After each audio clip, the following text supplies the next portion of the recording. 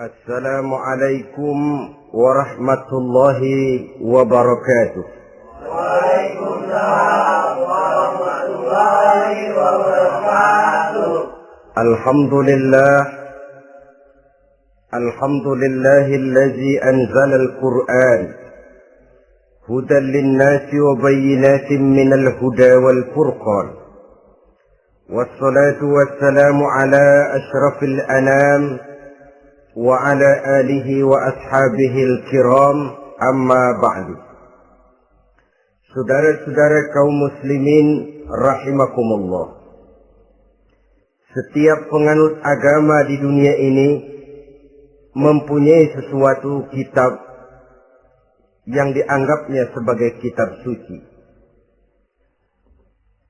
Orang Hindu punya kitab Weda. Orang Buddha punya kitab Sri Pitaka. Yahudi mempunyai Taurat. Nasrani mempunyai Injil. Penganut Konghucu punya kitab Tao Te Ching. Orang Majusi punya kitab Zen Avesta. Orang Kebatinan punya kitab Serat Centani, Hidayat Jati, Darmo Gandul, atau Gasoloco. Sementara kita umat Islam oleh Allah diberikan Al-Quranul Karim. Mengapa kita yakini Quran ini sebagai kitab suci? Pertama, ia bebas dari intervensi dan investasi manusiawi. Ia sepenuhnya, baik isi maupun redaksi, adalah produk dari Allah Subhanahu wa ta'ala. Kita yakini Quran kitab suci karena sampai hari ini belum ada seorang pun yang sanggup membuat seperti itu. Suatu kitab hanya dinamakan suci kalau dia bersih dari investasi dan intervensi manusia. Al-Quran ini sejak turunnya 14 abad yang lalu telah menantang. Wa in kuntum fi raibin mimma nazzalna ala abdina fa'tu bi suratin min misli.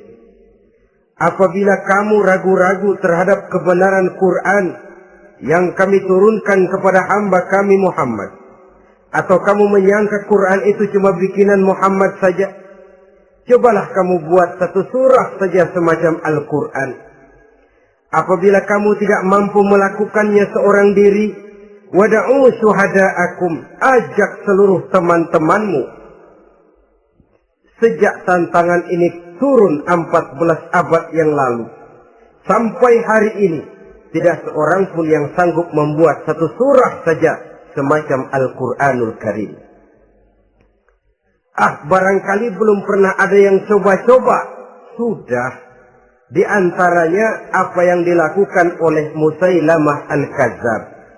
Dia mencoba membuat satu surah semacam Al-Quran yang kalimatnya sudah berbentuk bait-bait syair, tapi isinya jauh panggang daripada api. Yang kedua, kita yakini Quran sebagai kitab suci karena isi dan ajarannya sesuai dengan fitrah manusia. Suatu kitab dinamakan suci kalau ajarannya sejalan dengan fitrah manusia. Misalnya, manusia secara fitrah, kalau dia laki-laki, normal nafsu kepada perempuan, itu fitrah. Perempuan suka kepada laki-laki, itu fitrah. Kalau ada kitab suci, tapi melarang manusia untuk kawin, kesuciannya perlu diselidiki. Quran kitab suci sejalan dengan fitrah manusia, maka ia menganjurkan manusia yang mampu untuk melangsungkan perkawinan. Contoh lain, secara fitrah manusia perlu makan. Kalau ada kitab suci yang melarang manusia puasa saja siang malam terus menerus, itu kan sama juga nyuruh orang mati. Quran sesuai dengan fitrah manusia. Maka dalam Islam puasa wisol, puasa ngableng apa itu istilahnya, puasa nyambung, Dari pagi sampai sore, sampai malam, sampai pagi lagi puasa terus. Bukan saja tidak boleh, malah haram hukumnya. Kenapa? Itu bertentangan dengan fitrah manusia. Yang ketiga, kita yakini Quran sebagai kitab suci karena isinya tidak kontroversial. Isinya tidak saling bertentangan satu sama lain. Di ayat manapun, Quran mengajarkan Allah itu Esa. Satu kali dia berkata haram, dia akan tetap berkata haram. Isinya tidak kontroversial. Sebab kalau ada kitab suci, di satu pihak mengajarkan Tuhan Esa, di lain ayat mengajarkan Tuhan 3, di lain ayat lagi mengajarkan Tuhan 4, kitab kacau namanya. Bagaimana suatu kitab bernama suci kalau isinya kontroversial satu dengan lainnya? Dari 3 kriteria inilah kita yakini Quran sebagai kitab suci. Masalah yang akan kita bicarakan pada pertemuan kita kali ini, bagaimana sikap kita terhadap Al-Quranul Karim sebagai kitab suci. Berangkat dari sebuah hadis di mana Rasulullah Sallallahu Alaihi Wasallam pernah memberikan tawaran. Beliau bersabda, "Man ja'ala al-Qur'ana amamahu qadahu ilal jannah, wa man ja'ala al-Qur'ana khalfahu saqahu ilan nar." Siapa yang menjadikan Quran sebagai imam, maka Quran akan membimbing dia ke dalam surga. Tetapi siapa yang menjadikan Quran sebagai makmum, maka Quran akan mendorong dia ke dalam neraka. Pilihan terserah kita. Siapa yang menjadikan Quran sebagai imam, ditempatkannya Al-Quran di depan, dia ikuti petunjuk dan ajaran Al-Quran, maka Quran akan membimbing dia ke surga. Surga dunia, lebih-lebih lagi surga akhirat. Tetapi sebaliknya, siapa yang menempatkan Quran di belakangnya, dia belakangi Al-Quran, dia belakangi perintah dan ajaran-ajaran Al-Quran, dia perturutkan hawa nafsunya dalam kehidupan ini, maka Quran akan mendorong dia ke dalam neraka. Ya, neraka dunia, lebih-lebih lagi neraka akhirat. Pilihan terserah kita. Saya mau tanya, kira-kira Quran dalam hidup kita jadi imam apa jadi makmum? Imam apa makmum? Kalau Quran jadi imam, artinya kita umat Islam jadi makmum. Resiko dan logika tentu. Makmum harus ngikuti imam. Imam takbir, makmum takbir. Imam ruku, makmum ruku. Imam sujud, makmum sujud. Imam tahiyat, makmum tahiyat. Itu namanya Quran jadi imam, kita jadi makmum. Artinya dalam terjemahannya pada kehidupan, kalau merah kata Quran, merah kita kata. Hijau kata Quran, hijau kita bilang. Ke barat kata Quran, ke barat kita pergi. Ke timur kata Quran, ke timur kita berangkat. Halal kata Quran, halal kata kita. Haram kata Quran, haram kita bilang. Itu Quran imam, kita makmum. Nyatanya kadang-kadang kontras. Nyatanya kadang-kadang paradok. Merah kata Quran, hijau dong kata kita. Halal kata Quran, remeng-remeng kata kita. Ke barat kata Quran, ke timur kita pergi. Dalam praktek kita mau jadi makmum, Quran kita suruh jadi imam. Kita sesuaikan Quran dengan selera kita. Mana-mana ayat yang menguntungkan, mana ayat yang sesuai dengan mau kita, itu yang kita baca kuat-kuat. Itu yang kita canangkan ke tengah masyarakat ramai. Tapi manakala Quran itu bertentangan dengan nafsu kita, bertentangan dengan gaya dan kepribadian kita, kita umpetin itu Quran. Kalau kita cuma umpetin lumayan, kadang-kadang kita tuduh Quran ketinggalan zaman. Kita anggap Quran tidak relevan lagi dengan situasi dan kondisi. Kalau sudah begitu, sudah menyeberang terlalu jauh namanya. Saudara-saudara kaum muslimin rahimakumullah. Inilah makna hadis Nabi yang diriwayatkan dari Imam Ali bin Abi Thalib, bersabda Rasul, "Man qara'al Qur'ana fastazharahu fa ahalla halalahu wa harrama haramahu adkhalahul jannah." Barang siapa yang membaca Al-Quran lalu memperhatikannya, kemudian menghalalkan yang halal dan mengharamkan yang haram, maka Allah akan memasukkan orang itu ke dalam surga. Ya surga dunia, ya surga akhirat. Apabila kita renungi hadis ini, maka untuk berimam kepada Al-Quran ada 3 jalan utama yang harus kita laksanakan. Pertama, dari kalimat man qara'al Qur'an, barang siapa yang membaca Al-Quran. Ini artinya siapa yang ingin menjadikan Quran sebagai imam di dalam kehidupan, jalan pertama yang harus ditempuhnya menanamkan kegemaran membaca Al-Quranul Karim.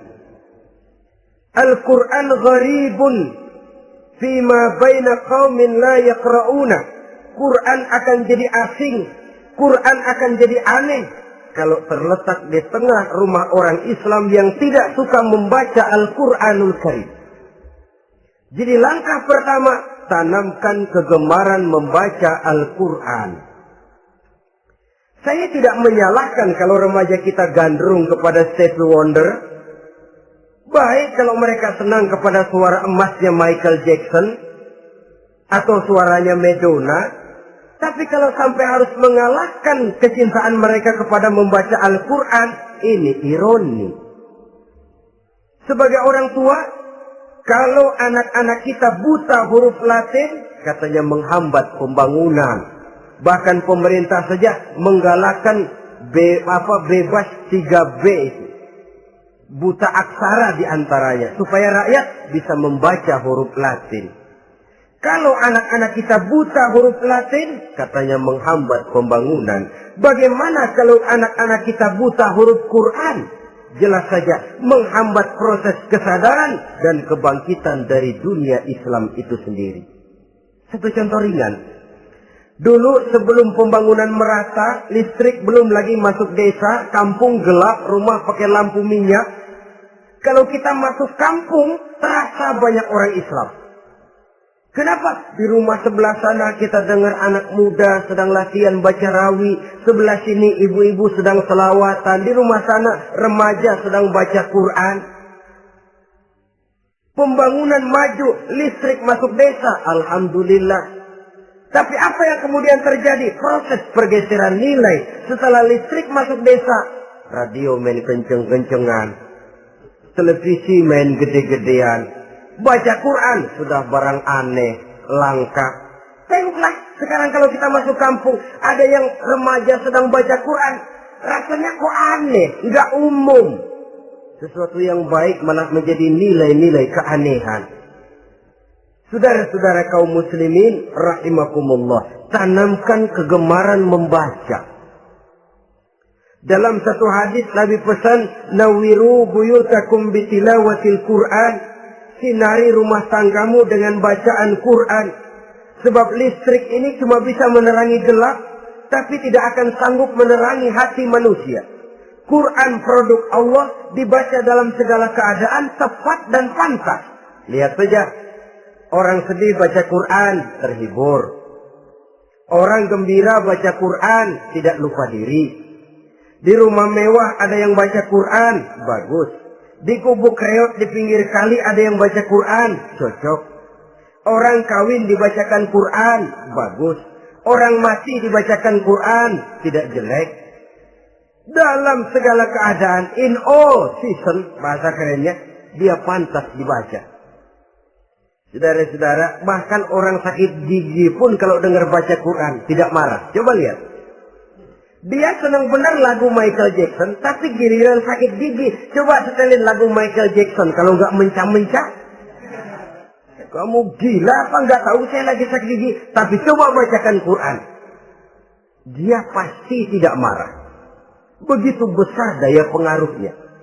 Bahkan Abu Jahal sama Abu Lahab pernah rapat. Kata Abu Jahal sama Abu Lahab, Mas Lahab, gini loh Mas. Kenapa? Ini saya pikir-pikir salah satu yang menyebabkan kenapa saudara kita banyak ikut ajaran Muhammad. Mereka kalau sudah dengar bacaan Quran terpesona. Jadi kita blokir saja. Caranya gimana? Kasih pengumuman kepada Quraisy, jangan sekali-kali mau dengerin Muhammad baca Quran. Kamu juga jangan. Dan kamu, saya pun begitu. Mari kita janji, tidak mau dengar bacaan Quran. Salaman. Pulang ke rumah masing-masing. Dapat 1 hari tahan, 2 hari bertahan, 3 hari, seminggu ke atas. Abu Jahal mulai ada semacam rindu. Kangen pengen dengar ayat Quran. Karena secara pribadi dia mengakui keindahan gaya bahasanya jauh lebih tinggi dari kemampuan penyair Quraisy. Isi ajarannya sangat dalam dan menyentuh segi-segi kehidupan manusia. Nggak tahan Abu Jahal kayak dikilikin hatinya. Keluar rumah mindik-mindik, ngumpet-ngumpet. Ngempet di rumah Nabi. Pengen dengar Nabi baca Quran. Rupanya Abu Lahab sama. Pikir Abu Jahal, Abu Lahab nggak bakalan keluar. Abu Lahab berpikir, Jahal pasti di rumah. Dua-duanya bareng berangkat ke rumah Nabi. Cuma yang satu dari sebelah barat, yang satu dari sebelah timur. Ngempet, ketemu di sudut, sama-sama kaget. Jahal, loh kamu Lahab? Iya. Kamu ngapain? Lah kamu ngapain? Akhirnya sama-sama malu. Sama-sama tidak bisa menahan diri. Akhirnya sama-sama ngakuin.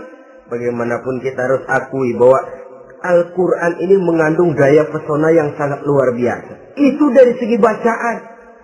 Belum lagi dari segi ajaran. Belum lagi dari segi isi. Tanamkan kegemaran membaca Al-Quran. Sampai-sampai Nabi katakan, Innallazi laisa fi jawfihi syai'um minal Quran kal baitil kharib. Orang yang dari tenggorokannya belum pernah keluar ayat Quran barang sepotong pun, belum pernah ngaji barang seayat pun, itu orang kata Nabi kal baitil kharib, kayak rumah kosong. Rumah kan kalau kosong biar bagus, mewah, besar, perabotannya lengkap. Kalau kosong, angker. Setan kuntilanak memedi, betah benar di situ. Saudara-saudara kaum muslimin rahimakumullah. Dalam satu percontohan Nabi mengatakan begini. Masalul mu'minil ladzi yaqra'ul Qur'an kamasalil utrujah. Rihuha thayyibun wa ta'muha murr wa ta'muha thayyibun. Orang mukmin yang suka membaca Quran adalah ibarat buah utrujah. Baunya wangi, rasanya lezat. Kira-kira kalau di negeri kita buah apa utrujah ini? Semacam jeruk yang manis lah. Sudah baunya wangi, rasanya enak. Itu buah itu. Orang mukmin yang suka baca Quran kayak buah itu. Baunya wangi, rasanya enak. Artinya syiarnya hidup, isinya memang orang mukmin. Sebaliknya, wa masalul mu'minil ladzi la yaqra'ul Qur'an kamasalit tamrah la riha laha wa ta'muha hulwun.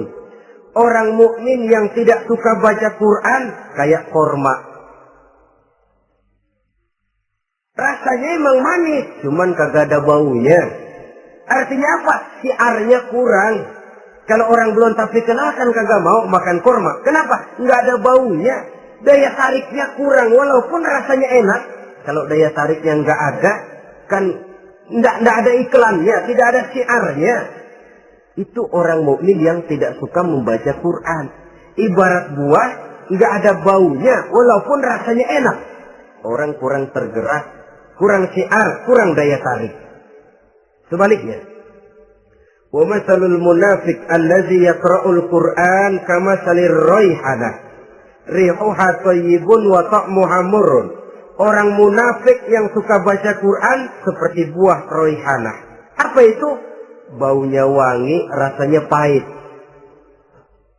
Orang munafik baca Quran kayak buah itu. Baunya sih enak, cuman rasanya pahit. Ya munafik baca Quran. Syiarnya sih lumayan, daya tariknya hebat, isinya munafik. Nah, paling jelek orang munafik yang gak suka baca Quran. Wa masalul munafiqil ladzi la yaqra'ul Qur'an kamasalil hanzalah laisa laha rihun wa ta'muha murrun. Orang munafik yang tidak suka baca Quran seperti buah hanzalah, sudah enggak ada baunya, rasanya pahit lagi. Kalau buah pacek kali. Udah baunya kagak ada, kalau dimakan bikin orang celeng. Saudara-saudara kaum muslimin rahimakumullah, tanamkan kegemaran membaca Al-Quran. Karena membaca Al-Quran merupakan ibadah yang besar. Bahkan kata Nabi, afdalu ibadati abdi qiraatul Quran. Nilai ibadah yang paling baik dari hambaku adalah ibadah membaca Al-Quran. Dalam sholat pahalanya lebih besar di luar sholat daripada di luar sholat. Dengan wudu pahalanya lebih besar daripada tanpa wudu. Mengerti pahalanya lebih besar daripada tidak mengerti. Tapi tidak mengerti pun jangankan membaca, mendengar saja orang baca Quran dengan baik sudah didoakan untuk mendapat rahmat. Berpahala mendengar bacaan Al-Quran walaupun tidak mengerti. Apalagi membaca sendiri, apalagi mengerti apa yang kita baca, tentu pahala itu akan jauh lebih besar. Ini yang pertama, tanamkan kegemaran membaca Al-Quranul Karim. Yang kedua, dalam hadis tadi, fastazharuhu, man qara'al Qur'ana fastazharuhu. Siapa yang membaca Al-Quran kemudian memperhatikannya. Jadi kalau kita mau berimam kepada Al-Quran, setelah menanamkan kegemaran membaca, yang kedua, perhatikan. Pahami isinya. Jangan seperti monyet pakai mahkota, ketawa girang, cengengesan, tapi dia tidak tahu arti kebesaran mahkota yang disandangnya itu. Bangga dengan Al-Quran, tapi apa kandungannya kita tidak mengerti. Untuk memahami Al-Quran ini, caranya bagaimana? Tentu mudah saja. Seperti contoh, kalau kita ingin mengerti caranya bikin tahu, jangan bertanya kepada montir mobil. Montir mobil ahli betul urusan mesin. Tapi kalau urusan tahu, tanya dong tukang tahu. Untuk mengerti rahasia dan seluk-beluk Al-Quran, kita harus bertanya kepada orang yang memahami seluk-beluk Al-Quran. Para ulama, para kiai, para ustadz, yang kita tahu kualitas keilmuannya, kita yakini loyalitas dan integritasnya kepada Islam ini. Kenapa? Ayat-ayat Quran itu elastis. Dia dibawa kemana saja mau. Ditafsirkan menurut kemauan orang bisa. Paling celaka kalau yang belajar tidak punya dasar, yang mengajar punya maksud lain. Sesat dan menyesatkan. Yang ngajar punya nafsu ambisi. Yang belajar tikus budek. Yang memang tidak punya dasar apa-apa. Sekali belajar langsung tafsir. Cara wudhu yang baik saja belum ngerti. Cara rukuk dan sujud yang baik saja belum bisa. Yang membatalkan sholat apa ndak bisa, ndak ngerti. Sekali langsung. Ndak, supaya kita langsung saja belajar langsung Al-Quranul Karim. Tidak jelek. Cuma akan lebih baik kalau sebelumnya ada unsur penunjang dari nilai-nilai keilmuan dalam Islam ini. Disinilah perlunya menghidupkan majelis-majelis taklim. Sebab kalau Al-Quran hanya dipahami dan dikutak-kutik menurut maunya rasio saja, kekuatan rasio terbatas. Saya akan khawatir nantinya akan timbul pendapat-pendapat di mana Al-Quran disesuaikan dengan otak. Bukan otak ikuti Quran, tapi Quran disuruh ngikuti otak. Contoh yang dekat saja, kalau saudara ngukur kayu pakai meteran, itu kira-kira meteran ikut kayu, apa kayu ikut meteran? Ayo, kira-kira kayu ikut meteran, apa meteran ikut kayu? Meteran ikut kayu. Bagus. Kalau meteran ikut kayu, artinya nggak ada meteran benar di dunia ini. Kayunya kependekan, meterannya dipotong. Kan begitu loh. Meteran ikut kayu namanya. Bukan meteran ikut kayu, tapi kayu yang harus ikut meteran. Otak harus ikut wahyu. Jangan wahyu disuruh ikut otak. Manusia ikut Quran, jangan Quran disuruh ikut manusia. Dan kaum orientalis, ya, orang barat di luar Islam yang mendalami, mempelajari Islam dengan tujuan mencari kelemahan Islam untuk menghantam umat Islam. Itu sengaja mencari ayat-ayat yang mereka kumpulkan untuk menghantam umat Islam. Supaya mereka meragukan Qur'annya untuk kemudian pada suatu saat meninggalkan Qur'an sama sekali. Timbullah pendapat ada ayat Qur'an yang sudah tidak sesuai lagi katanya dengan situasi dan kondisi. Seolah-olah otak manusia sudah jauh lebih pintar daripada Al-Qur'anul Karim. Saudara-saudara kaum muslimin rahimakumullah. Inilah yang kita berlindung dari Allah. Sebab secara demikian dengan kata lain kita secara tidak sadar sudah mengurangi kemahamutlakan dan kesempurnaan dari Allah Subhanahu wa taala. Untuk memahami Al-Qur'an maka kita harus bertanya kepada ahlinya, mengaji, menghidupkan majelis-majelis taklim. Jangan sampai Al-Quran menjadi awam di tengah masyarakat Islam sendiri. Ini jalan yang kedua, memahami isinya.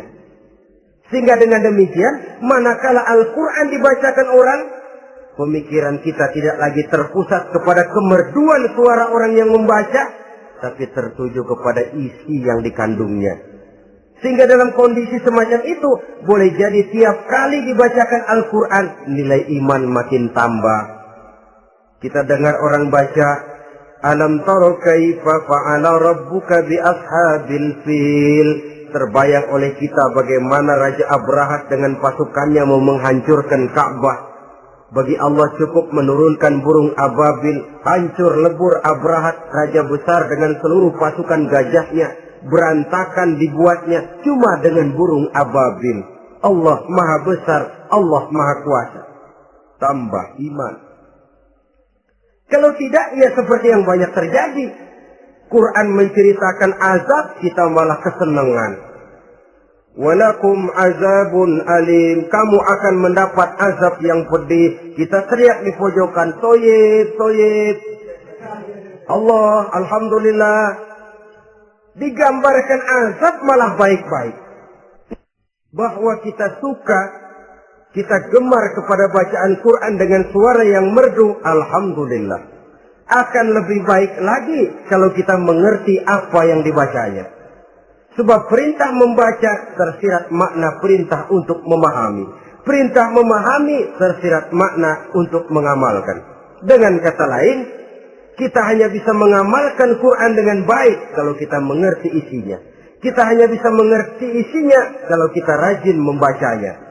Baik membaca yang tersirat, baik membaca yang tersurat dengan petunjuk para alim ulama, para kiai, dan orang-orang yang ahli di bidang itu. Saudara-saudara kaum muslimin rahimakumullah, inilah jalan kedua. Upayakan memahami isinya. Hidupkan kajian-kajian agama. Hidupkan majelis-majelis taklim. Jangan sampai Al-Quran asing di hati kita sendiri. Jangan sampai kita awam terhadap makna kandungan dan ajaran Al-Quran. Sementara kita yakini bahwa dialah yang akan bisa membimbing kita menuju kebahagiaan sejak dari dunia sampai ke akhirat nanti. Jalan ketiga untuk berimam kepada Al-Quran, setelah menanamkan kegemaran membaca, lalu berupaya memahami isinya, yang ketiga adalah mengamalkannya dalam kehidupan sesuai dengan kemampuan yang kita miliki. Quran tidak akan membawa berkah Kalau ajaran yang terkandung di dalamnya kita baca, tapi kemudian kita injak-injak dalam praktek kehidupan. Quran mengatakan riba haram, tapi praktek kita dalam hidup malah senang betul kepada riba. Quran mengajarkan jagalah kesatuan persatuan dan ukhuwah Islamiyah. Praktek yang kita lakukan malah centang perenang, malah saling bertolak belakang, malah kadang menjegal kawan seiring, menggunting dalam lipatan, ramai kita dengan kita. Lalu kelemahan pun menjadi kenyataan di mana-mana. Quran sekali lagi tidak akan membawa berkah kalau yang kita baca kita injak-injak. Tentang pengamalan Al-Quran ini, Allah Subhanahu wa ta'ala mengklasifikasi manusia dalam firman-Nya. ثم أورثنا الكتاب الذين اصطفينا من عبادنا. Kemudian kami wariskan Al-Quran ini kepada hamba-hamba kami yang kami pilih. Ya Allah, coba saja kita lihat ayat ini. Quran kitab pilihan, diberikan kepada umat pilihan, yaitu kita-kita ini. Lalu bagaimana umat pilihan ini setelah menerima Al-Quran? Terbagi dalam 3 kelompok besar. Pertama kata Allah, faminhum zalimun li nafsihi. Di antara mereka ada yang setelah menerima Al-Quran kemudian zalim kepada dirinya sendiri. Artinya hanya mulutnya saja yang menerima Al-Quran, tapi perbuatannya menginjak-injak Al-Quran. Orang semacam ini tidak zalim kepada Allah, tidak zalim kepada Rasulullah, tetapi orang semacam ini zalim kepada dirinya sendiri. Dia terima Quran dengan mulutnya, tapi dia injak-injak Quran dengan perbuatannya. Na'udzubillah summa na'udzubillah. Kelompok yang kedua, faminhum muqtasid. Di antara mereka ada yang setelah menerima Al-Quran lalu muqtasid. Muqtasid ini 50-50. Ngambil jalan tengah. Ajaran Quran dipakai, ajaran setan dikerjain. Artinya juga perintah Quran oke, larangan Quran ho-oh. Saudara-saudara, malaikat bingung bagaimana monternya nih anak ini. Perintah Quran dikerjain, larangan Quran juga dikerjain. Ini muqtasid. Nah, yang ideal adalah golongan yang ketiga kata Allah, wa minhum sabiqun bil khairati biiznillah. Di antara mereka ada lagi yang setelah menerima Al-Quran lalu berlomba-lomba melaksanakannya, berlomba-lomba mengamalkan kebaikan, dan itu hanya bisa terjadi biiznillah, dengan izin dari Allah. Hidayah, saudara-saudara. Berapa banyak orang yang mengerti Quran tapi hidupnya jauh dari cahaya Quran. Berapa banyak orang yang ahli Quran tapi cahaya Quran tidak menerangi kehidupannya.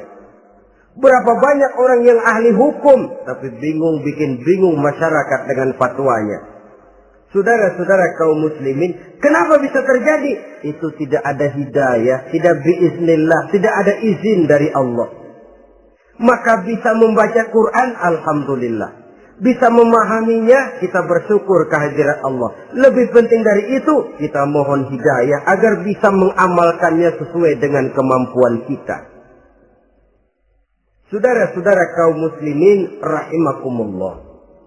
Mana yang lebih banyak di zaman kita sekarang ini? Kita bisa analisa. Ada yang menerima Quran hanya dengan mulutnya saja.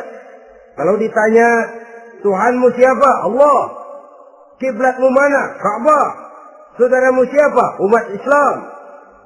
Kitab sucimu apa? Quran. Kamu bisa baca? Enggak. Ya, kalau cuma enggak bisa baca, barangkali kadang-kadang Quran saja pun tidak punya. Ini yang ironi, ini yang menyedihkan. Saudara-saudara kaum muslimin rahimakumullah. Tanpa melaksanakan konsepsi Al-Quran di dalam kehidupan, maka kesenangan kita membacanya, pengertian kita tentang Al-Quran barangkali tidak akan bisa berbuat terlalu banyak di dalam kehidupan. Maka sekarang ini sudah ada terjemahan Quran dalam bahasa Indonesia, dalam bahasa daerah, dalam bahasa Inggris, Belanda, bahkan Jerman, yang masih harus terus dan selalu ditingkatkan terjemahan Quran di dalam kehidupan. Dengan kata lain, kita umat Islam menunggal dengan Quran kita. Jangan cuma jadi kebanggaan Islam tinggi, tidak ada yang lebih tinggi dari Islam. Quran kitab suci, tidak ada yang bisa menandinginya. Qurannya, tapi umatnya, kadang-kadang kita ini jauh panggang daripada api.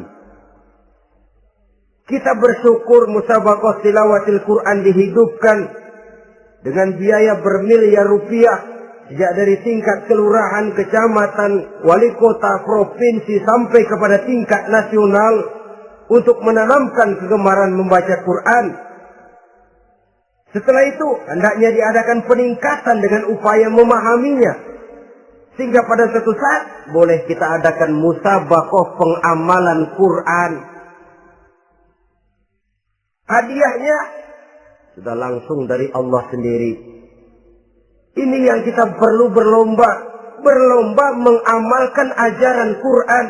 Sabiqun bil khairat, berlomba mengamalkan ajaran-ajaran Al-Quranul Karim. Nah, oleh karena Al-Quran ini dalam bentuknya yang umum kadang-kadang hanya menjelaskan satu persoalan secara global, kita memerlukan tuntunan sunnah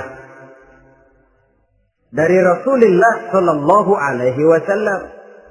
Umpamanya, Quran hanya mengajarkan aqimis sholat, dirikan sholat. Caranya bagaimana? Tidak ada cara sholat dalam Quran.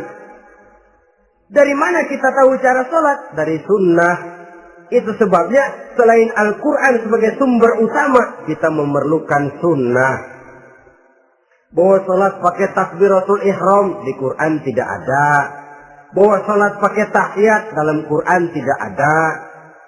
Jadi kalau orang cuma Quran saja, tidak ada sunnah itu, ya bagaimana kita bisa sholat?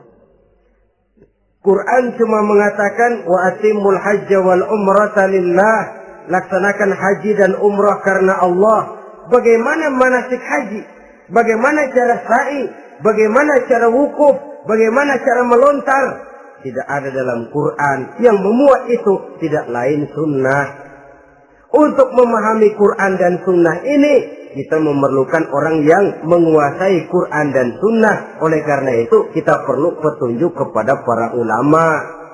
Itu sebabnya Quran sendiri mengatakan, wa in tanaza'tum fi syai'in farudduhu ila Allahi wa rasulih. Apabila kamu berbeda pendapat tentang suatu persoalan, kembalikan kepada Allah dan Rasulnya. Kembalikan kepada Allah artinya kembalikan kepada Quran. Kembalikan kepada Rasul maksudnya kembalikan kepada sunnah.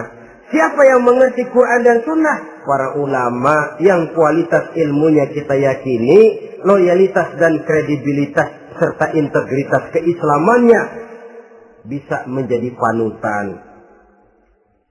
Saudara-saudara kaum muslimin rahimakumullah.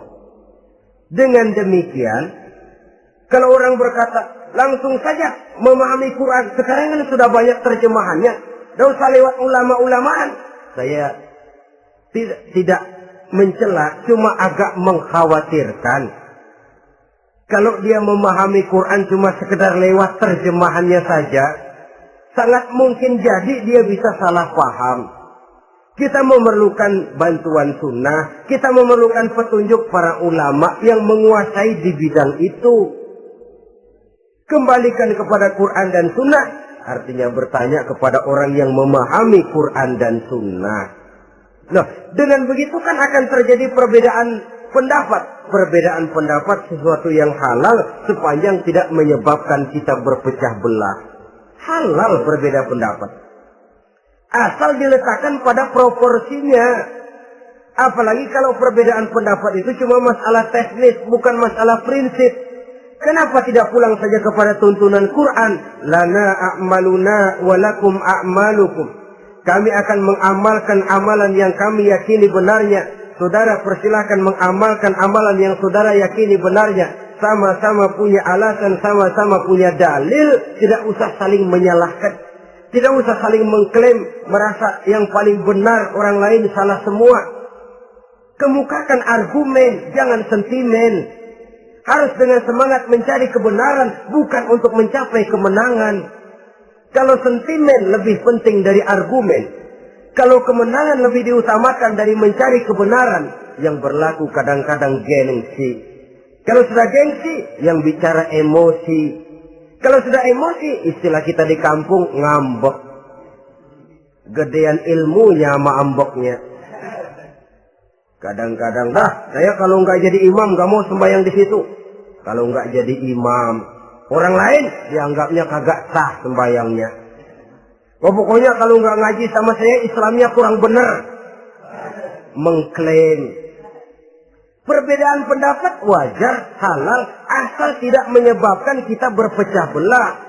Dan sewajarnya kita lebih berusaha mencari titik pertemuan, memperbesar persamaan, dan bukan mengutak-utik perbedaan.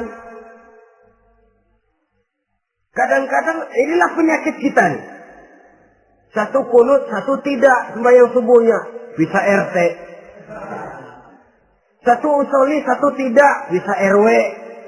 Satu azan sekali Jumatan, satu dua kali. Bikin masjid lagi.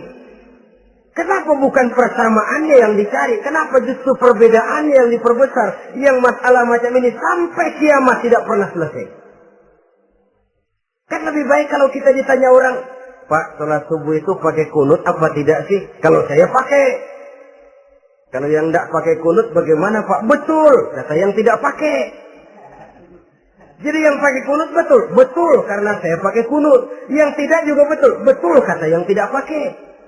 Kalau yang kunut betul, yang tidak kunut betul, lalu yang salah yang mana Pak? Yang salah yang subuh nggak sembahyang. Lebih objektif, proyek garapannya ada, umat tidak berpecah belah.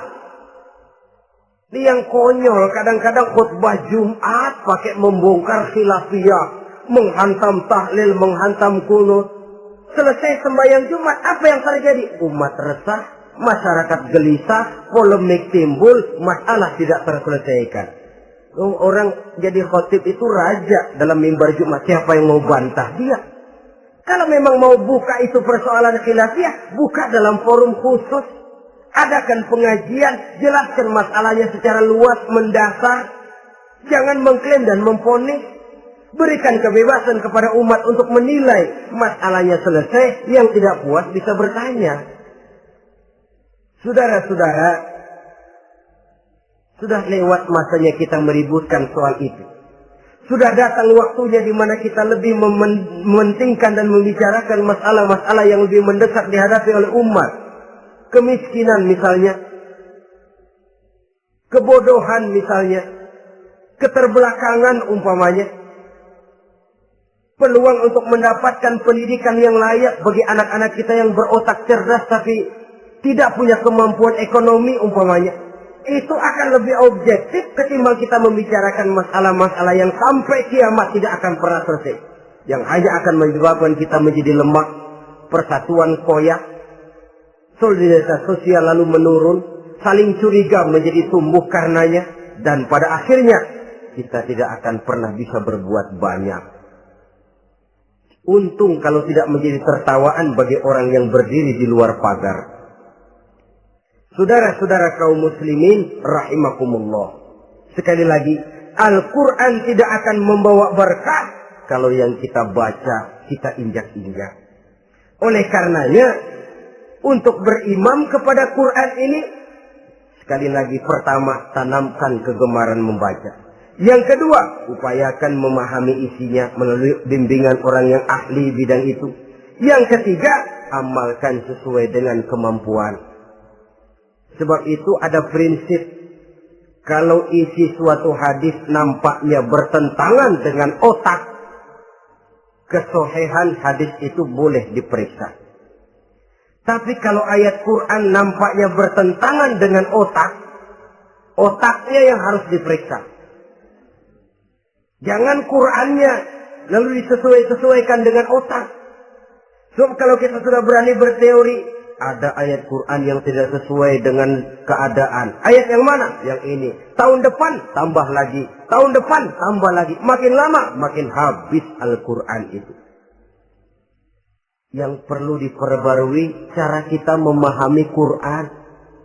Bukan dengan mengemukakan teori ayat Quran kehilangan relevansi. Cara kita memahami barangkali yang kurang relevan. Dalam situasi, dalam konteksnya dengan situasi dan kondisi. Jangan lupa, Al-Quran ini kan untuk semua umur. Dia bisa dipahami secara filosofis, dia bisa dipahami dengan kacamata orang awam. Tingkat kemampuan berpikir orang tidak semuanya sama. Kalau semua orang kita mau ajak berfilsafat, merenung dalam-dalam, menerawang tinggi-tinggi, ialah buat mereka yang terjangkau oleh perguruan tinggi. Tapi buat saudara-saudara kita, pedagang-pedagang kecil, petani di desa-desa terpencil, remaja-remaja yang jauh dari sentuhan teknologi canggih, sanggupkah mereka berpikir filosofis? Sementara mereka merupakan bagian terbesar dari kondisi umat ini. Saudara-saudara kaum muslimin, oleh karenanya ditentang membaca, memahami dan mengamalkan. Rasulullah Sallallahu Alaihi Wasallam pernah memberikan sugesti. Beliau bersabda, "In aradtum aisas su'ada," apabila kamu menginginkan kehidupan yang bahagia, hidup seperti hidupnya orang-orang yang bahagia, dan tentu ini keinginan kita semua. Wa mautas syuhada, dan menginginkan mati sebagai matinya para syuhada, para pahlawan pembela agama, orang yang mati syahid. Wah, ini sudah tidak duanya ini. Hidup mulia, mati syahid. Dapat dua-duanya. Wan najata yaumal hasri, dan ingin mendapat keselamatan pada hari hasyar, hari pengumpulan manusia di padang mahsyar. Wa zilla yaumal harri, dan mendapat perlindungan dari Allah pada hari yang sangat panas. Wal huda minadh dhalalah, dan mendapat petunjuk dari kesesatan. Nah, ini keinginan semua orang. Kan yang kita cari apa sih? Hidup bahagia. Biar ndak kaya asal bahagia, sudah enak. Lalu apalagi? Matinya sebagai syahid. Kemudian di hari pengumpulan nanti mendapat keselamatan. Lalu pada saat orang lain kepanasan kita mendapat perlindungan. Kemudian orang lain kebingungan kita mendapat petunjuk. Kalau ini yang diinginkan kata Nabi, resepnya fa'adimu qira'atal Qur'an, maka lazimkan, biasakan olehmu membaca Quran. Tidak ada terlambat. Idealnya memang dari kecil, sebab lidah kalau sudah kaku berat. Disuruh baca innallaha laghaniyun hamid, lidahnya berat. Innallaha lampuniyun hamid, lampuniyun. Laghaniyun jadi lampuniyun. Lidah itu kalau sudah berat ya memang berat. Disuruh baca ya Bani Israel, lidahnya berat. Ya Bini Siroil. Jadi ya Bini Siroil. Saudara-saudara, idealnya memang dibiasakan dari kecil supaya lidah itu ringan. Kalau tidak ada istilah terlambat. Saya malu Pak, belajar alif-alifan udah gede. Ya jangan alif-alifan, alif beneran. Alif-alifan kapan bisa ya? Alif beneran yang dipelajari. Tidak ada istilah terlambat, tidak ada istilah malu untuk belajar Al-Quran ini. Saudara-saudara kaum muslimin rahimakumullah. Ini sugesti untuk menanamkan kegemaran membaca. Lalu sugesti untuk memahaminya. Tentu banyak ayat, banyak hadis. Mengapa tidak di antara kamu sekelompok orang yang berangkat untuk memperdalam, memahami agama? Falaula nafaro min kulli firqatin minhum ta'ifatun liyatafaqahu fid din. Di tengah kelompok orang yang berangkat belajar teknologi canggih, di tengah grup orang yang mendalami ekonomi, di tengah kelompok orang yang membidangi hukum, di tengah kelompok orang yang sibuk meneliti ilmu-ilmu kedokteran, mengapa tidak ada kelompok orang yang secara takhasus liyatafaqahu fid din, mendalami agama ini, mendalami Quran ini, harus ada. Lalu sugesti untuk mengamalkan Al-Quran kelihatan dari peringatan Allah yang kita bisa temukan pada surah Toha ayat 124 sampai dengan 127. Wa man a'rada an zikri, barang siapa yang berpaling dari peringatanku, kata Allah, barang siapa yang berpaling dari Al-Quran ini, dia terima Al-Quran, dia imani Quran, tapi dia berpaling dari ajarannya, dia injak-injak apa yang seharusnya dia amalkan, dia perturutkan hawa nafsunya, maka kata Allah, fa inna lahu ma'isyatan dhanka, dia akan diberikan satu penghidupan yang sempit. Inna lillahi wa inna ilaihi raji'un. Diberikan hidup yang sempit. Kalau hidup sudah terasa sempit, bagaimanapun luasnya rumah, sempit. Kalau hidup sudah terasa sempit, bagaimanapun banyaknya harta, sumpek. Kalau sudah hidup ini terasa sempit, bagaimanapun luasnya pergaulan, tidak ada tempat kita bertanya, melarikan persoalan, membagi rasa. Siapa yang berpaling dari Quran, dia akan diberikan penghidupan yang sempit. Bukan dagangnya tidak untung, bukan kerjanya tidak digaji, tapi kesempitan hati lebih bahaya loh dari kesempitan ekonomi. Itu di dunia. Di akhirat, wa nahsyuruhu yaumal qiyamati a'ma. Di akhirat nanti dia akan dikumpulkan oleh Allah dalam keadaan buta. Ya Allah, ya Rasul. Padahal ke akhirat kita baru tumben. Sekali ke akhirat buta. Masya Allah. Di tempat kita lahir saja, kalau tadinya kita melihat, tahu-tahu menjadi buta, kita bingung. Padahal jalan sudah pernah kita lihat, arah sudah pernah kita tahu. Bagaimana di padang mahsyar nanti? Kemana jalan yang akan ditempuh? Kepada siapa kita hendak bertanya? Mana teman, mana istri, mana anak? Buta pula kita. Satu kesengsaraan yang merupakan puncak kesengsaraan. Dikala itu orang yang semacam tadi protes. Rabbi, lima hasartani a'ma wa qad kuntu basira. Wahai Allah, kenapa hari ini saya dikumpulkan dalam keadaan buta? Padahal ketika di dunia dulu saya melihat, saya menyaksikan gunung yang menjulang tinggi ke angkasa. Saya melihat lautan yang luas terhampar biru membentang. Saya saksikan tanah, sawah luas menguning. Saya saksikan keindahan alam. Di dunia saya melihat Allah. Kenapa sekarang saya dikumpulkan dalam keadaan begini? Protes dia, tidak terima dia. Allah jawab, kadzalika atatka ayatuna fanasisaha.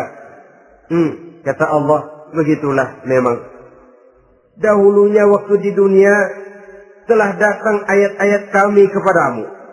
Telah turun Al-Quran. Telah datang agama. Fanasisaha. Tapi kamu lupakan dia. Kamu lupakan Quran. Kamu lupakan Islam. Datang ayat, turun Quran, turun agama. Kamu belaga filon. Kamu belaga enggak tahu. Wa kadzalikal yauma tunsa. Maka hari ini pun begitulah kamu dilupakan. Sebagaimana dulu waktu di dunia, kamu telah melupakan ayat-ayatku, melupakan kitabku, melupakan ajaran-ajaranku. Hari ini kamu pun dilupakan. Seolah-olah Tuhan cuma nggak bilang, mereka protes, Tuhan, kenapa saya buta padahal di dunia saya ngelihat. Kata Tuhan, kalau bahasa kita, lu rasain. Lu sih, kenapa dulu di dunia? Pura-pura nggak lihat. Kenapa waktu di dunia? Pura-pura nggak tahu. Kenapa waktu di dunia? Kamu lupakan Quran. Maka hari ini pun engkau kami lupakan. Wa kadzalikal yauma tunsa. Wa kadzalika najzi man asrafa walam yu'min bi ayati rabbih wal azabul akhirati asad wa abqa. Demikianlah kami membalas orang yang berlebih-lebihan, orang yang melampaui batas dan tidak mau beriman kepada ayat-ayat Tuhannya, dan sungguh siksa akhirat itu lebih dahsyat dan lebih kekal. Siksa dunia mungkin kelaparan, kekurangan ekonomi, kekurangan pakaian, tapi berapa hari paling lama seumur manusia? 70 tahun umur kita, ya paling lama begitulah. Tapi siksa akhirat, kesengsaraan akhirat, kesengsaraan neraka, asyaddu wa abqa, lebih dahsyat dan lebih kekal. Di zaman sekarang orang bukan cuma berbuat potong kompas, berpikir pun potong kompas, berpikir pun ngambil jalan pintas. Dia lebih memilih kesenangan yang sedikit dengan mengorbankan kesenangan yang abadi. Dia mengejar surga yang sebentar dengan menghancurkan surga yang kekal. Dicarinya surga dunia, hidup cukup, rumah bagus, makan bagus, pakaian bagus, istri bagus, dengan menghalalkan segala macam cara, berpaling daripada kehidupan agama, lalu menginjak-injak Al-Quranul Karim. Kita berlindung kepada Allah, jangan sampai dimasukkan dalam kelompok yang di akhirat nanti dibangkitkan dalam keadaan buta. Na'udzubillah summa na'udzubillah. Di sini kita terkesan dengan apa yang dikatakan Sayyid Muhammad Abduh, al-Islam mahjubun bil muslimin. Kebesaran Islam kadang-kadang tertutup oleh tingkah laku umat Islam sendiri. Keluhuran dan kesempurnaan Al-Quran tertutup oleh kebodohan umat Islam. Sedangkan untuk mengungkapkan rahasia Al-Quran ini diperlukan keahlian yang kompleks. Saudara yang di Fakultas Teknik belajar teknologi, buka rahasia Quran di bidang teknologi. Saudara yang di bidang kedokteran, buka rahasia Al-Quran di bidang kedokteran. Saudara yang ahli geologi, pelajari struktur kulit bumi dengan mengungkap rahasia Al-Quran. Sehingga pengkajian kita tentang teknologi, pengkajian kita tentang angkasa luar, pengkajian kita tentang anatomi manusia akan berakhir kepada subhanaka ma khalaqta hadza batila. Ya Allah, tidak satu pun yang engkau ciptakan ini sia-sia. Perut bumi mengandung minyak, timah, kekayaan yang berharga untuk manusia. Mempelajari angkasa luar bisa memahami musim dan menyelamatkan manusia. Mempelajari rimba belantara, teknologi canggih, akhirnya akan memperkuat nilai-nilai iman. Menerjemahkan ajaran Quran lewat disiplin ilmu yang kita kuasai masing-masing, untuk kemudian bekerja sama bahu-membahu dalam rangka mengimani Al-Quran, mengamalkan Al-Quran, dan mengawal keluhuran Al-Quranul Karim yang atas dasar tuntunannya kita hidup, untuknya kita berjuang, dan dalam bimbingannya kita ingin kembali menghadap Allah Subhanahu wa Ta'ala. Inilah pertemuan yang singkat ini. Mudah-mudahan kita diberikan kekuatan oleh Allah untuk berimam kepada Al-Quran, menjadikannya sebagai pedoman utama di dalam kehidupan kita. Terima kasih atas segala perhatian. Mohon maaf atas segala kekurangan. Usikum wa nafsi bitaqwallah. Wassalamualaikum warahmatullahi wabarakatuh.